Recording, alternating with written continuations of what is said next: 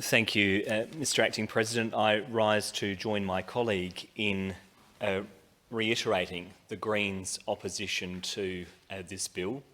What is an attack on the principles of our democracy, an attack on the integrity of our foreign policy, but also a slap in the face to the people of our nation and the people of our state in the middle of a cost of living crisis. We have spoken at length in this chamber, Mr Acting President, about the myriad of crises that the people of South Australia face at the moment. Imagine what could be done to tackle the cost of living crisis if we were spending the $368 billion that's going towards these war machines on actually helping people. Imagine the amount of housing that you could build with $368 billion. Imagine the amount of money we could put into our public education system with $368 billion. Imagine what we could do to our health system with $368 billion. Imagine what we could do with our university system at a time when students are facing skyrocketing HECS debts. The sky is the limit in terms of what we could achieve with this level of investment.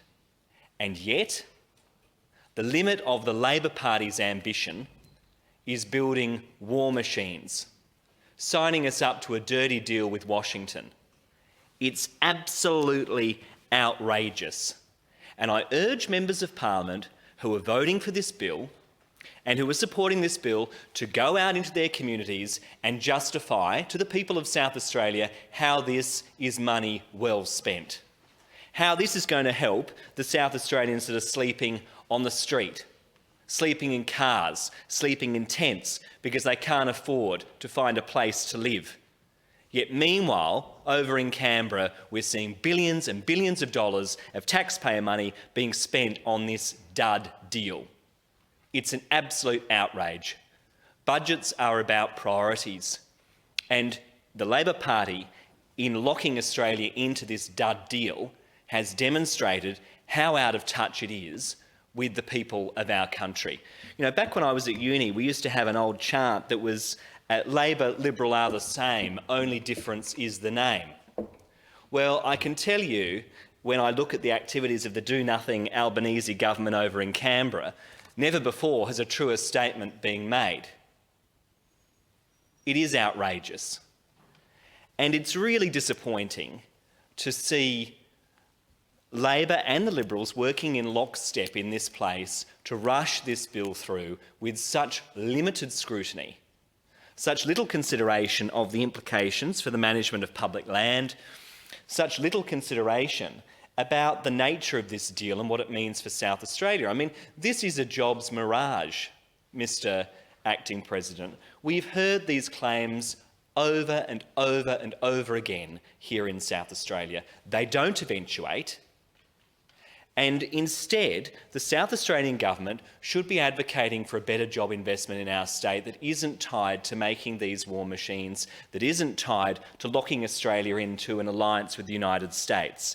And might I say, if there was surely a time to reconsider this approach, this is it.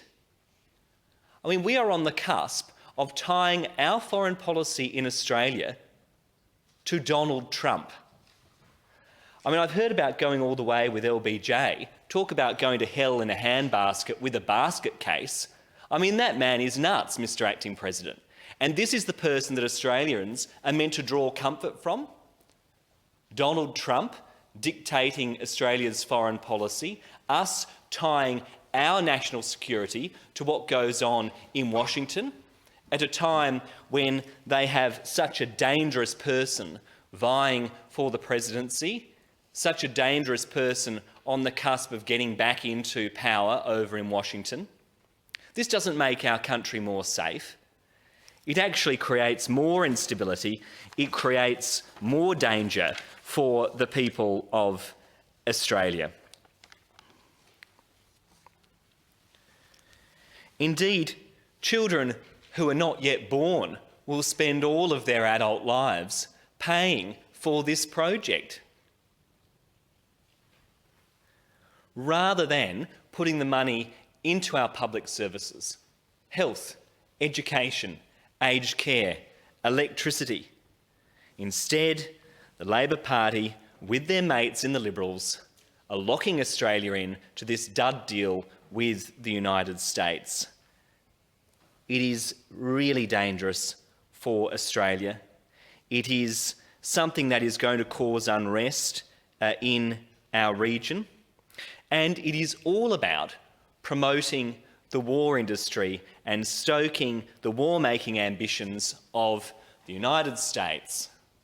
That's what this is about. It is an obscene waste of money, an absolutely obscene waste of money. And I think this Parliament has an obligation to apply the blowtorch to this proposal, because, as my colleague, the Honourable Tammy Franks, has said, this is the first step. This land swap, or land grab, or whatever you want to call it, is the first step as part of this project. And there is considerable community concern about this. Lots of people in the community are saying, well, hang on, why can't we find the money for health? Why can't we find the money for education? Why can't we fix the ramping crisis? Why can't we give every South Australian a roof over their head when we can find hundreds of millions of dollars to fund these war machines? And many Australians are saying, why on earth is the Australian government tying Australia's foreign policy to the United States in this way? Why on earth would we outsource our foreign policy to Trump Tower? What a joke. The Greens will be opposing this, Mr. Acting President.